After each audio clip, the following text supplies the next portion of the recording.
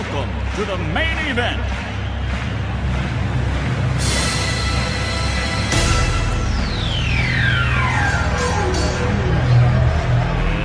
Let's get ready to rumble!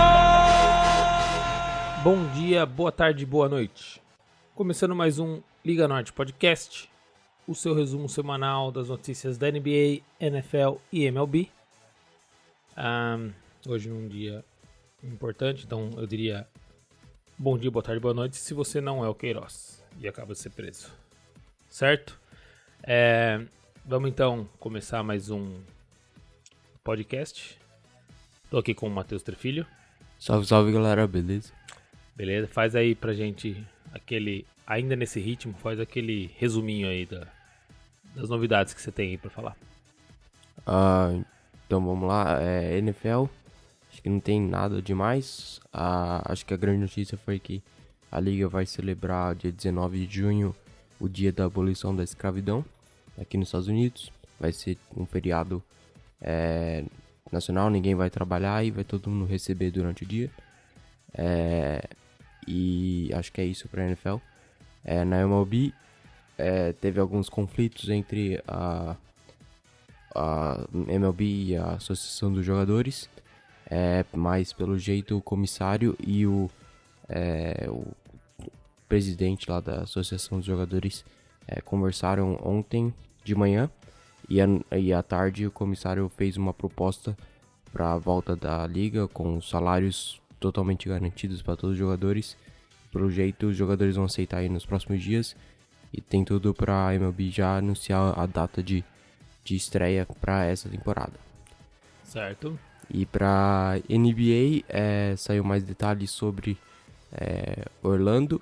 Alguns jogadores não querem ir para Orlando para participar, talvez em protestos ou até com medo de contrair o coronavírus lá em Orlando. E a NBA falou que se o jogador não se sentir confortável indo, pode ficar de fora e vai receber o seu salário igual, só não vai receber para os jogos que ele vai perder, né? Porque não tem como, não tem todo esse dinheiro aí, principalmente com a crise que aconteceu. E também saiu mais detalhes sobre como vai ser lá em Orlando. A NBA lançou uma página, 80 páginas para os times, dos detalhes de como vai ser os jogos, rotinas dos jogadores durante os jogos, e depois também lançou 111 páginas com todas as questões de segurança que os times precisam saber antes de entrar na bolha. E acho que... Falou dos hotéis também, né? A separação por hotel, né? Separou 3 grupos de times em 3 hotéis. Os 4 primeiros de cada conferência foi para melhor assim do que os outros 2. Até que os 3 são muito bons, mas um pouco melhor, maior. Daí os 4 outros de cada conferência que ainda estão classificados para os playoffs, se acabasse agora a NBA, eles iriam para o segundo hotel. E daí os 8 times que estão fora dos playoffs, né, agora que eles vão tentar entrar durante esses 8 jogos de temporada regular que vai ter em Orlando, eles vão estar num hotel diferente. E daí os treinos, jogos de pré-temporada assim, vão ser contra os times que estão no seu próprio hotel, para não ter nenhum conflito de mudança, nada. Então os times já sabem que time eles vão treinar contra para se preparar para temporada regular. Beleza, então agora é esperar aí esse retorno e ver como vai ser essa NBA diferente. Vai ser no mínimo interessante de ver essa mudança. Eu imagino que vai ser legal, vai ser um tiro curto, vai ser... acho que essa questão de estar concentrado e todo mundo ali, acho que vai ter um clima diferente e legal ver todo mundo querendo ganhar esse ano diferente da NBA e marcar na história aí. Certo? Então vamos lá, voltando pro nosso projeto de redraft. A gente tá chegando agora no ano de 2010. Então a gente vai rapidinho até ali, até o Madison Square Garden, no dia 24 de junho de 2010.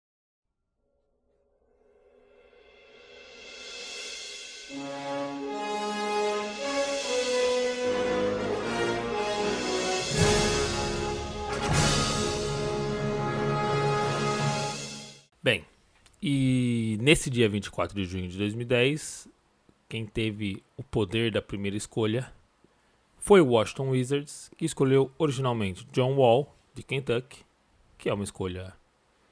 foi uma boa escolha, certo? Mas mesmo assim, o Matheus deu uma mexida aí e recolocou todo mundo no draft. O John Wall, não dá pra falar que o Wizards errou. Foi o melhor jogador da franquia até se machucar. E agora o Bill deu o próximo passo aí pra ser uma super estrela na NBA.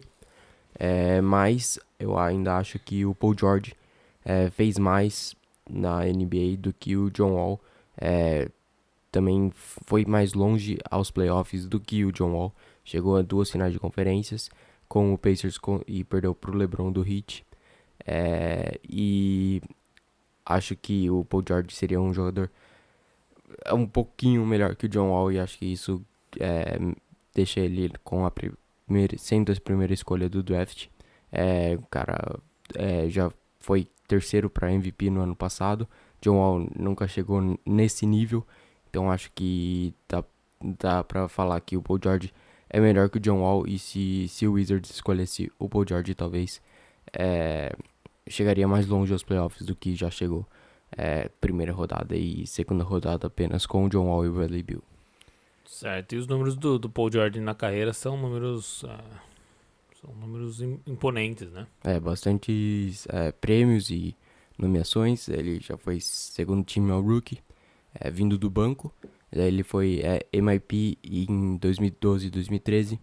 Já foi segundo time de defesa, primeiro time de defesa e terceiro ao NBA. E ano passado ele foi primeiro time ao NBA.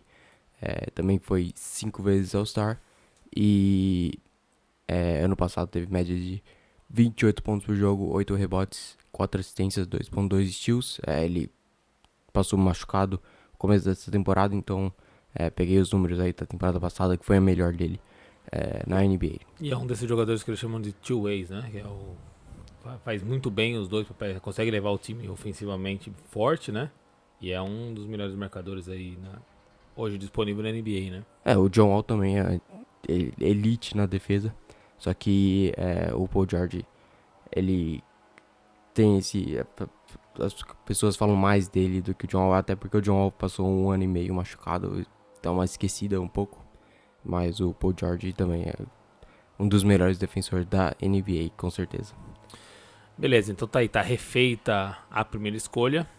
E aí na segunda escolha teve Philadelphia 76ers teve essa escolha na mão e optou por Evan Turner, de Ohio State. Dá pra falar que foi um erro aí dos Sixers, o Evan Turner. Ele não ficou nem uma temporada lá com o Philadelphia, já foi trocado. Não fez por merecer essa segunda escolha aí na NBA. Hoje ele é reserva do Atlanta Hawks. Jogou poucos jogos apenas, então dá pra ver que não foi uma boa carreira aí do Evan Turner.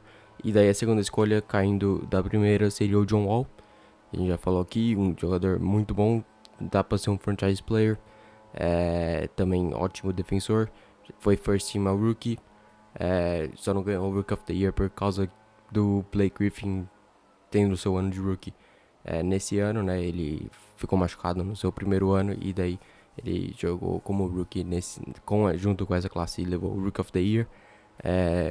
O John Wall também foi second team All Defense em 2014 e 2015, terceiro ao NBA, 5 vezes All-Star, e na carreira ele tem média de 19 pontos por jogo, 9 assistências. É um cara muito bom, ele é muito inteligente e acha bem os companheiros livres aí, né? Quando ele infiltra, ele consegue passar, ele é muito bom infiltrando, e precisa melhorar um pouco ainda as bolas de 3, talvez com a reabilitação dele agora, a volta aí da lesão de 1 ano e meio, talvez ele tenha trabalhado mais no chute e talvez ele volte ainda mais perigoso na próxima temporada, que ele não vai voltar agora no final dessa, ele só vai voltar no começo da próxima.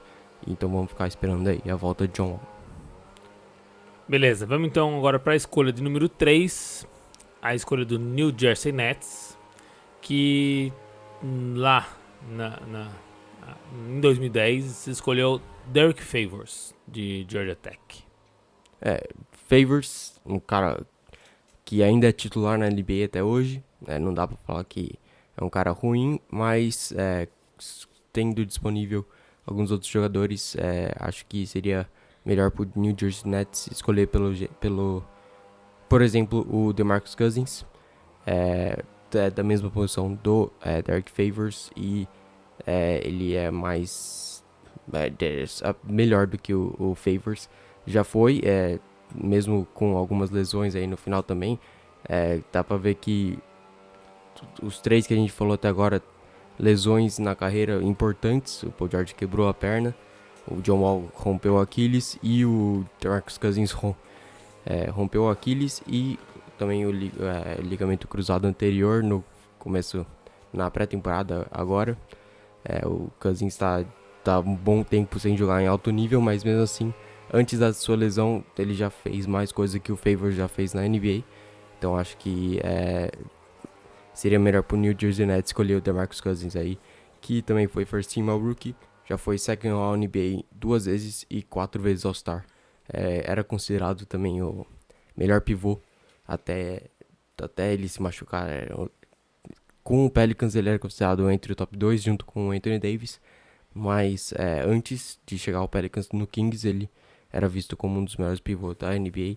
E muito devido ao chute também, né? Ele passa bem a quadra, ele também passa muito bem a bola. Com o Anthony Davis ele mandava umas alley-oop pro Anthony Davis, às vezes ele até levava a bola como armador.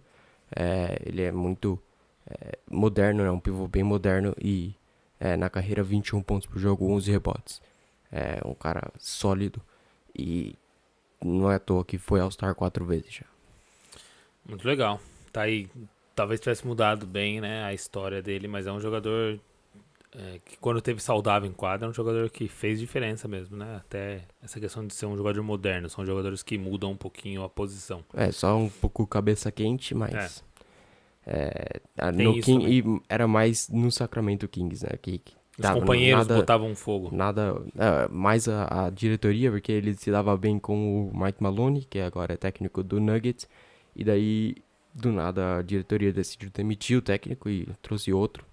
E acontece isso até agora, o técnico do Kings foi bem ano passado, o Yoger, e daí a diretoria decidiu mandar ele embora porque ele não usava o Bagley o suficiente para a diretoria e trouxe o Luke Walton, e o Kings deu uma abaixada no nível aí considerável. Acho que tem que mexer um pouco lá no topo da franquia Kings. Fica a crítica então aí, beleza? Vamos então agora para a escolha número 4. A escolha, vamos ver o que o Matheus vai fazer, que é essa escolha gera polêmica aqui na família. A escolha número 4 de Minnesota Timberwolves foi originalmente o Wesley Johnson de Syracuse. Não deu muito certo aí na NBA. O Wesley Johnson veio com um hype grande do college. Ele estava, né, no All-Team. Foi All American em Syracuse no seu último ano. Então o All-American seria eles montam como se fosse a seleção do ano do college, né? Mas ele jogou os 4 anos, 3, 4 anos, então isso deu um pouco de dá um a menos, porque a escolha agora seria o Gordon Hayward, que só passou uma temporada com o Butler, e também um cara que sofreu uma lesão gravíssima 2 temporadas atrás, quebrou a perna parecido com a do Paul George. Sim. E infeliz, né, que até o próximo top 5 aí da NBA da classe de 2010 todos sofreram lesões. Isso deu uma atrasou a carreira, um pouco a carreira deles. E o Gordon Hayward, antes de se machucar com o Jazz, principalmente no seu último ano no Jazz, jogou muito bem. É da mesma posição também do Wesley Johnson. Talvez seria melhor pro Timberwolves, e que trocou... Sem clubismo, seria, né? Seria melhor, né?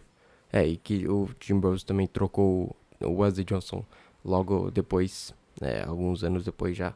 Ele nem passou muito tempo com a franquia. E o Gordon Hayward, no seu último ano com o Utah Jazz, foi All-Star. Em 2020, mesmo vindo do banco, bastante jogos, ele tá com mais de 17 pontos por jogo, 7 rebotes, 4 assistências, 50% de field goal, de chute de quadra, 40% de 3 e 85% de lance livre. Se ele conseguir melhorar isso, lance livre 5%, ele entra aí no clube 50, 40, 90, se juntando a grandes nomes aí da NBA como Malcolm Brogdon, Kevin Durant, John Stockton, mas vamos falar o Brogdon, acho que é o melhor aí Sem dúvida, desse grupo. sem dúvida. E acho que, Mas são números impressionantes mesmo. sem dúvidas aí pro Timberwolves, o Gordon Hayward seria a melhor opção na quarta escolha. É só pra quem não sabe por que a gente falou sobre que é uma escolha polêmica pra família, porque a Alessandra, minha esposa, trabalhou pro Wesley durante 3 anos aí. Então a gente tem uma relação de carinho, mas mais pra frente a gente vai falar mais sobre ele, né? Fazer alguma coisa contando um pouquinho da história, certo? Certo. Então fica aí a promessa, contar um pouco dessa história e aí falar um pouquinho, até para entender como funciona a carreira de um jogador. Eu tenho minha opinião, por exemplo, porque conhecendo mais o Wesley, família e tal, assim, eu tenho essa impressão de por que um jogador como esse não dá certo como outros. E aí é aí que eu acho que a franquia erra na escolha. Não erra na escolha do atleta, porque sem dúvida ele era um atleta de alto nível. Se ele na escolha 4, ele tem que escolher um tipo de jogador que não era o Wesley, não é esse tipo, né? Que é um tipo de personalidade, vamos dizer assim, né?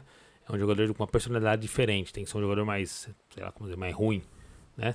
Como no futebol, eu sempre brincava que os jogadores mais bonzinhos iam para as zagas, mais mal da cabeça ia pro ataque, porque falta um pouco disso, um pouco dessa energia e tal. E ele era um cara todo mundo de família, um cara sossegado, sem rede social, só queria viver a vida dele bem com os filhos dele. Tinha 4 filhos e tal. Então, mais pra frente a gente vai falar mais sobre isso, mas fica aí o registro, só que a gente tem essa relação com a escolha 4 do ano de 2010. Certo? Eu acho que ele devia ser a escolha 1. Tá aí meu protesto também. Talvez aí, né? Melhor Certo. que o Paul George, talvez. Não sei. Fica aí. Vamos ver. Nenhum dos dois acabou a carreira ainda, então não dá pra falar qual foi melhor. Você não sabe, de repente ele tá hoje no Panathinaikos, o cara pode fazer aí história no Panathinaikos, né? Ninguém sabe. Vamos esperar. Escolha número 5, então, a escolha que o Matheus já comentou, do Sacramento Kings, originalmente DeMarcus Cousins, de Kentucky, e aí já não tem mais essa escolha em mãos. Infelizmente aí pro Kings, um dos únicos acertos aí da franquia. Tomou distraído. Recentemente, acho que o melhor jogador depois do Cousins talvez tenha sido o De'Aaron Fox e o Marvin Bagley, só que até o Bagley eles poderiam ter escolhido Doncic ou Trae Young antes do... Então, ou até o Jaren Jackson Jr. se fosse pra pegar um pivô, então... Mas não dá pra falar que acertou, então. Mas eu falei Não é uma o escolha melhor, ruim. eu falei o melhor É. jogador desde Cousins, foi o Fox e o Bagley. E agora sem o Cousins, o Kings ia de Eric Bledsoe. Pra mim, também o melhor jogador disponível. Ótimo defensor.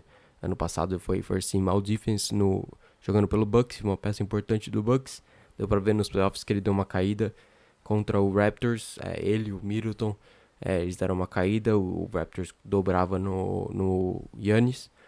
E eles não conseguiam complementar o Giannis, e até por isso Tinham o que Raptors, decidir mais, né? Tinham que ter mais a bola em mão, né? o Raptors melhorou até com o Bucks dando também uma dobrada no Kawhi, o Kyle Lowry, o Van Vliet e o Siakam fizeram muito mais do que o supporting cast aí do Bucks, o time de ajuda aí do Giannis. Então acho que esse foi um grande problema pro Bucks no playoffs ano passado, vamos ver nesse agora. Mas o Bledsoe indo aí pro Kings seria um armador, acho, do futuro da franquia, até chegar aí o De'Aaron Fox, talvez. O Bledsoe também sofreu muitas lesões lá em Phoenix, lesões no joelho também, passou alguns anos machucado. Os top 5 aí, como eu falei, lesões gravíssimas, mas o Bledsoe conseguiu se recuperar e hoje como eu falei também, segunda melhor opção aí no Milwaukee Bucks, que é o melhor time da NBA, então não é pouca coisa. Certo. Então fica aí também essa mudança que talvez tivesse sido interessante para a carreira. Agora, apesar que hoje, depois de tudo isso, apesar de tudo que ele passou, ele tá aí talvez no melhor time, não no time campeão, mas talvez no melhor time da NBA, né? Então, não dá pra saber como teria sido. Vamos então para a escolha número 6, a escolha do Golden State Warriors, que fez uma escolha aí, talvez não muito certeira também. O draft, esse foi o draft entre Stephen Curry e Klay Thompson. Então não foi só mil maravilhas essas escolhas. E teve um também erro aí no entre Draymond Green, então dá pra falar que não é 100% aí o aproveitamento do Warriors em draft, mas escolheu o Udo, que é pivô, e daí sendo pivô a posição de... Também deu pra ver que era a posição mais precisa aí pro Warriors durante os tempos aí de campeonato, de finais e sendo campeão. A escolha seria o Hassan Whiteside, que também é um pivô bem parecido com o Udo. Não consegue muito espaçar a quadra, mas ótimo reboteiro e também ótimo protetor de aro. Em 2020, 16 pontos por jogo, 14 rebotes e também 3 tocos por jogo. É o líder de tocos da NBA. Também é um dos líderes de rebotes junto com o Giannis e o Drummond. E também já foi Second Team All Defense em 2015 e 2016. O Whiteside demorou um pouco para se firmar na NBA, foi draftado pelo Kings. Jogou fora dos Estados Unidos por um tempo, acho que foi na China talvez. Mas teve um ano daí aí que voltou ele foi... pro Miami Heat e no Miami Heat ele jogou muito bem. Teve temporadas de playoffs do Heat, ele era uma peça bem importante do time. Só que no ano passado ele deu uma caída, virou banco. E daí foi trocado problemas extra-quadra, né? Ou de relacionamento, fala um pouco, né? Ele é um pouco estranho aí. Não dá pra falar que ele é 100% motivado, assim. Ele parece meio sono, né? Mas foi trocado pro Blazers e no Blazers tá jogando muito bem. Como falei, os números dele aí. Às vezes se sente importante um lugar onde ele sente que ele faz a diferença, né? Talvez isso dê uma motivação diferente. Mas vamos ver aí, como vai ser a volta. O que vai acontecer com o Nurkic voltando. Se ele vai voltar pro banco e se isso vai ter mais uma vez, uma influência. Tá uma influência negativa aí pro jogo dele, né? Dentro de quadra. Certo, vamos então para a escolha número 7. A escolha original de Detroit Pistons foi Greg Monroe, de Georgetown. O Greg Monroe teve uma carreira longa. Acho que ele tá sem time por enquanto. Jogou ano passado. Mas aí pro Detroit Pistons, acho que a escolha melhor seria o Avery Bradley, que hoje é titular também do Lakers. Talvez depois do Anthony Davis, a peça mais importante na defesa do Los Angeles Lakers, que é uma das top 5 aí da NBA. E o Bradley é ótimo defensor, provou isso no Celtics, sendo treinado pelo Brad Stevens. Também foi bem clutch na época de playoffs do Celtics, quando tinha o Isaiah Thomas lá. Ele respondia no final. Ele deu uma caída aí, depois da troca do Celtics com o Pistons. Ele passou pelo Pistons, que é o próprio time que draftaria ele agora. Também passou pelo Clippers, Grizzlies. Deu uma caída aí nesses 3 times. Mas agora com o Lakers voltou a jogar bem. E ele já foi Second Team All Defense. E também First Team All Defense em 2015 e 2016. E na carreira ele tem média de 12 pontos por jogo e uma steal. Um cara também muito inteligente. Ele sempre vai chutar o arremesso certo. Ele nunca vai se precipitar, nada. Ele fica lá no corner, talvez, esperando o chute de 3. Consegue filtrar bem e tem um passe até que bom. E consegue dar umas alley-oops aí pro JaVale McGee e Dwight Howard. Beleza. Vamos então agora para a escolha número 8. A escolha dos Los Angeles Clippers originalmente foi Aminu, de Wake Forest. O Aminu também um jogador que teve uma boa carreira na NBA, jogou bem pelo Blazers principalmente. Tá tendo, né? Ele agora joga pouco pelo Orlando Magic, mas tá lá, entra em quadra. Mas o Derek Favors, sendo draftado pelo Clippers, seria reserva aí nos seus primeiros anos. E com a caída aí do Dan Jordan durante a carreira, talvez ele ganhasse aí a posição titular. Ele é um cara muito importante, principalmente pelo Jazz. Ele jogou muito bem, teve temporada de 16 pontos por jogo. Um cara também muito bom na defesa. Ele torcida do Jazz amava ele lá em Utah. Ele assinou com o Pelicans esse ano e é o pivô titular da franquia, do lado do Zion.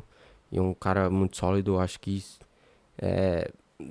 fez mais na carreira dele do que o próprio Amino fez já.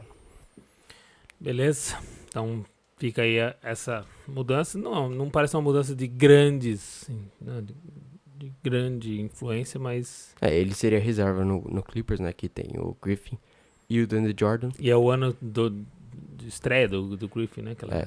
Então tá aí. Mas fica a mudança registrada aí. Já a escolha número 9, que originalmente foi de Utah Jazz. Uma perda grande aí, né? Fizeram uma bela escolha, né? Na posição 9, que foi Gordon Hayward, de Butler. E aí perdeu.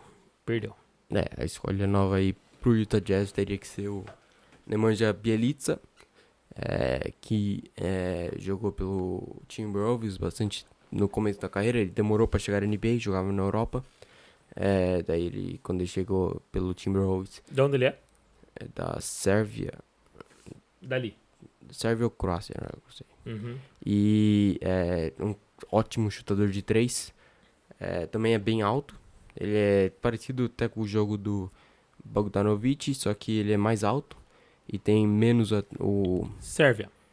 Tem menos o controle de bola do que o Bojan Bogdanovic. Mas mesmo assim, um cara que dá pra confiar no ataque. Hoje no Kings é um cara muito importante pro time, que tá tentando aí voltar aos playoffs. Vai estar na bolha e vai tentar chegar aos playoffs aí, passar o Grizzlies. Mas se não der, pelo menos dá pra ele conhecer o Mickey. Então, Vai ter lá. vai ter o que fazer, pelo menos. Dá pra jogar ping-pong e tudo. Isso é verdade. E acho que o Bjelica aí, sem o Gordon Hayward, seria a melhor opção pro Utah Jazz, que é da mesma posição do Hayward, seria um downgrade, mas não tem o que fazer, né? Não tá sobrando aí nem o Hayward, nem o Paul George, então acho que o Bjelica seria uma boa opção aí pro Utah Jazz. E esse draft tem esse diferencial, né? Escolha 9 e 10, duas escolhas extremamente fortes, né? Assim, pra posição dos jogadores bem escolhidos aí, numa posição mais para trás, mas duas escolhas muito fortes, né? De jogadores que ou já fizeram muito, ou ainda tem muito a fazer na NBA. Então tá aí, escolha número 10 do Indiana Pacers. Não, foi a 9 do Utah Jazz, foi o Nemanja Bjelica. Não. Assim, tô falando agora. Não. Isso. Certo? Isso. Então tem a escolha número 10 do Indiana Pacers, que vai ter uma perda grande agora. Não vai ter mais disponível Paul George, o que vai machucar muito o coração do Matheus. Certo? Certo. Que viveu uma relação de amor e ódio com Paul George. Voltou a um bom relacionamento, pelo menos, certo? Já não é aquele ódio, certo? Porque ele trouxe o Oladipo e Sabonis, não dá pra odiar tanto. Uma pessoa que ajuda tanto a franquia. E também tá jogando na nossa cidade, no time de nossa preferência aqui, certo? Não tá se tivesse no Lakers, eu acho que sua relação não seria tão boa. Certo? Certo. Então tá aí, tá jogando aqui na cidade, não tá jogando agora, vai jogar em Orlando, né? Mas assim, joga por aqui. E é um jogador que é legal de ver, e aí é um dos responsáveis pelo Matheus fazer essa escolha maluca de torcer pelo Indiana Pacers, é o Paul George. Tem camisa, tem uma relação aí, lá no fundo. É um ex, é aquele ex que você tem uma boa relação. E aí o Matheus não podia perder a chance, né? Porque assim, ele vai fazendo tudo muito sério, vai tentando achar a melhor posição e tal. E aí quando chega no Indiana Pacers, ele perde totalmente a linha, chuta tudo e fala: perdi o Paul George? Eu não quero ninguém que jogue bem, eu quero alguém que tenha a ver com o meu coração, certo? Então ele pega um jogador qualquer lá de trás, mas que ele tem um relacionamento, e puxa. Então ele como general manager de Indiana, olhou para a lista e viu lá, disponível, tocando uma mini guitarrinha, Lance Stephenson. E aí você pensou, é essa escolha que eu tenho para fazer. É óbvio. É o que vai levar minha franquia ao sucesso. As próximas duas escolhas aí, Amino e Jeremy Lin.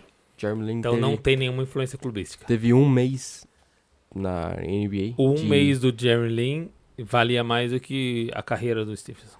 Fica aí, anotado.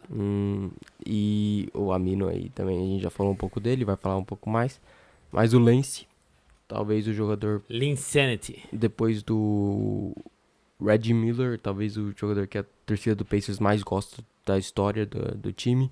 Mas não é o baseado cara- nisso, nosso programa aqui. Não é baseado em basquete, tipo assim, tá lá disponível. Mas tá- ele indo pro Pacers do que qualquer outro time, ele faria mais. Pelo Pacers, como ele fez em 2013, 2014, o ano que o Pacers foi o primeiro na Vocês estão conferência. vendo, né? Vocês estão 14 pontos por jogo, 7 rebotes, 5 assistências. Ele teve mais de 10 triplo-duplos naquela temporada. vendo. Tocou muita guitarrinha. Ele não tocava a guitarrinha ainda, era a época dele Ele aprendeu mais. assoprar as orelhas Ah. das pessoas. É uma. Como é que fala? É uma das. Não, como é que fala? Signatures. Sim, mas é a signature dele, mais uma. Quando você tem o card, aí você tem lá as suas skills. Ele tem lá, né? Um bom soprador. Tá É. lá, tá marcado. E depois do Paul George, talvez o jogador mais importante aí do time na temporada que foi o primeiro da conferência, em 2013, 2014. Ele até jogava de armador às vezes. O time não tinha um banco muito bom, então George Hill, Lance Stephenson, Paul George, David West e Roy Hibbert tinha que jogar quase o tempo todo. Então a conclusão que eu chego é que você não foi clubista de trazer ele de baixo pra cima, você foi clubista de não escolher ele antes até ele cair pro Pacers, porque ele é top 3, do jeito que você tá falando aí. A única coisa que Você foi deixando ele caindo, o Pacers tá ali. aconteceu, ele saiu do Pacers aí, acho que depois da temporada, foi assinar um contrato maior com o Hornets. Daí ele passou por 8 times aí, 7, 8 times. Contra a China?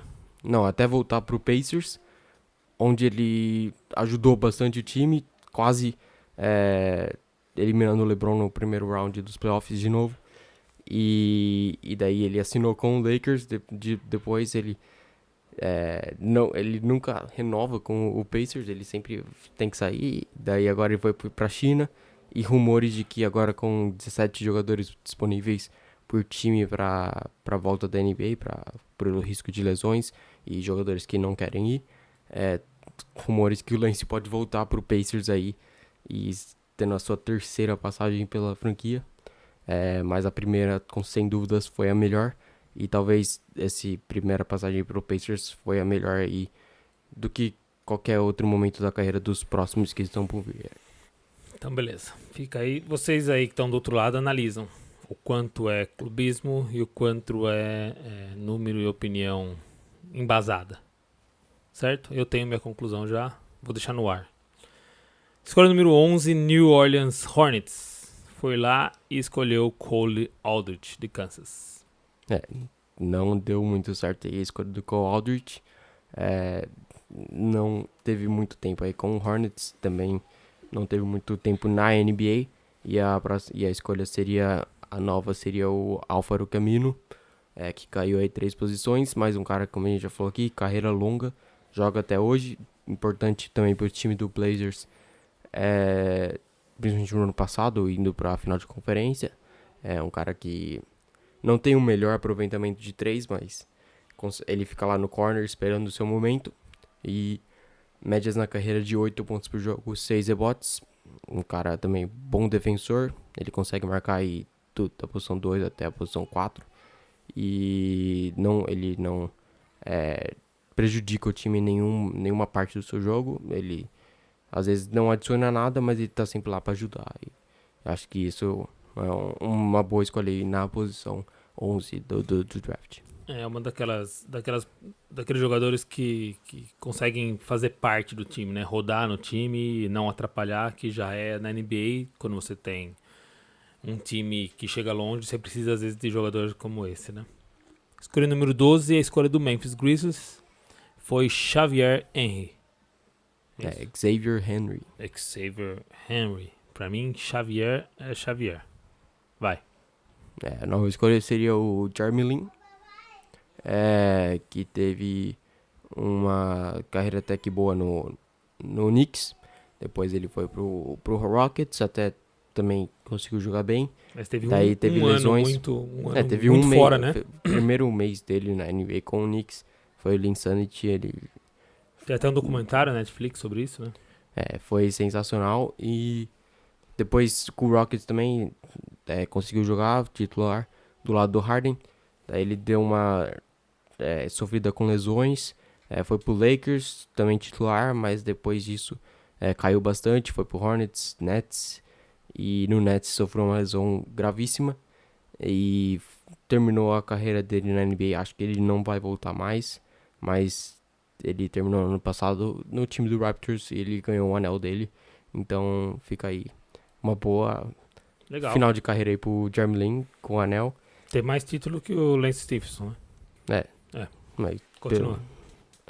e o Jeremy Lin também não foi draftado nessa draft, e indo pro Grizzlies ele seria o reserva aí do Mike Conley, e seria um bom reserva, né? Da carreira dele, 12 pontos por jogo, 4 assistências. Não dá pra falar que seria uma má escolha na 12ª do draft de 2010. Beleza. Escolha número 13 agora, a escolha do citado Toronto Raptors, que deu esse anel ao Jeremy Lin. E a escolha foi Ed Davis, de North Carolina. Davis também é um cara que ainda joga na NBA, reserva aí do Gobert no Jazz, mas na 13ª na posição eu ponho o Evan Turner, que foi a segunda escolha do draft, mas acho que na 13ª ele seria uma opção melhor. É um cara que, principalmente no Blazers, ajudou bastante o time, chegou às finais de conferência também, igual o Amir no ano passado. Um cara que também consegue, ele é alto e consegue jogar de armador, ele defende até que bem e tem um jogo completo aí. Ele não é nada bom, ele não é super bom em nada, em nenhum atributo do jogo, mas ele também não é nada ruim em nada, nem nenhum desses atributos.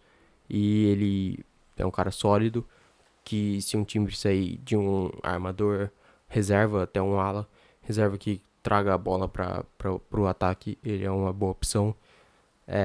Carreira dele, 10 pontos por jogo, 5 rebotes e 4 assistências, médias aí boas nos três quesitos. Um cara muito bom passando a bola também, e ele tem um problema com o chute de 3, ele não é um dos melhores chutando, mas fora isso, é um cara sólido que seria um bom reserva num time campeão. Beleza. Escolha agora número 14, a última escolha da loteria. Houston Rockets escolheu Patrick Patterson, de Kentucky. Patterson também teve alguns momentos bons com o Raptors, só que eu não gosto muito do jogo dele. Ele é meio lento na defesa, ele não marca muito bem e fica lá esperando seu chute de 3, e eu quase nunca vi ele acertando uma bola de 3, então eu não sei. E Ele fica esperando chute de 3 e você nunca viu ele acertar um chute de 3? e a nova escolha aí seria Beleza. o Ed Davis, que caiu aí uma posição, mas fica aí pro Houston Rockets. O Rockets ainda não tinha nem o Dwight Howard, então seria um pivô bom aí pra franquia, talvez pra ser reserva, que é o que ele é hoje. Carreira dele, 6 pontos por jogo, 7 rebotes. É um pivô antigo também, é tipo o DeAndre Jordan, parece o Hassan Whiteside que a gente já falou aqui. Um cara que não vai espaçar a quadra, mas ele vai pegar os rebotes dele e também vai proteger o aro e fazer os pontos dele via ponte aérea, como o Capela fez bastante no Houston Rockets. Beleza. Alguma cornetada extra aí? Acho que não. Não, a gente vai só. Então aí fica aí a ideia de trazer um podcast contando um pouquinho da história do Wesley, só pela essa relação que a gente tem, e é um cara que fez parte desse draft e que a galera até comenta muito por ele ter sido escolha número 4, né? E que ficou famoso aí, pra quem tá tentando ligar o nome à pessoa, ficou famoso na jogada do Harden, né? Na jogada que o Harden dá aquela quebrada nele, ele cai sentado, o Harden volta pro 3 e mete a bola. Fizeram vários memes e tal, ele ficou famoso por esse lance, mas é um jogador que jogou aqui no Clippers, jogou no Lakers, bastante elogiado na defesa, né? E a gente vai contar um pouquinho da história dele, ver se a gente faz algum especial, talvez mais pela gente, mas só pra contar a história de um jogador que sai um pouco desses jogadores de holofote. É uma coisa diferente. Vamos ver se a gente faz isso nas próximas semanas, beleza? Então, bem, fica aí o serviço nas redes sociais. Procura a gente lá, nos arrobas Liga Norte Pod, nas 3 principais redes sociais. E pode procurar a gente em todos os tocadores, Liga Norte Podcast. O nosso site é o liganortepod.com e o nosso e-mail é liganortepod@gmail.com. Certo? Certo. Então tá, então vejo vocês na semana que vem. Vamos aí, desculpa por ter faltado a semana passada, foi meio pesado no trabalho pra mim, mas aí agora o Matheus também acabou, tá de férias 100%, né? Aham. E a gente tem as manhãs mais livres. Também teve um barulho aí de fundo, hoje tá gravando na quinta, e na quinta-feira é o dia que o cara passa aquela máquina que sopra as folhas aqui. Vamos tentar gravar numa quarta-feira de manhã ou numa terça. Terça é mais difícil pra mim, mas talvez na quarta, porque aí não tem esse barulho, que é toda quinta. Certo? Então até semana que vem. Tchau. Falou. Tchau, Queiroz.